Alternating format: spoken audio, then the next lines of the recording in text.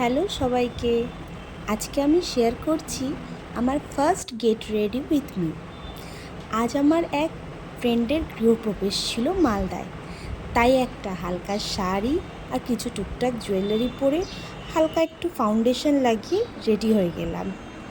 সাজুগুজু করতে আমি খুব ভালোবাসি, তাই খুব আনন্দের সাথে আমি এই মেকআপ আর্টিস্ট প্রফেশনটা বেছে নিয়েছি।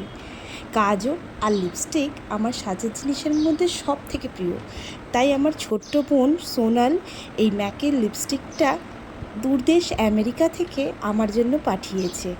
এই লিপস্টিকের শেডটা আমার খুব পছন্দের, তার ওপর এটা গিফট করেছে আমার খুব প্রিয় বোন, তাই এটা আমার কাছে আরও বেশি স্পেশাল।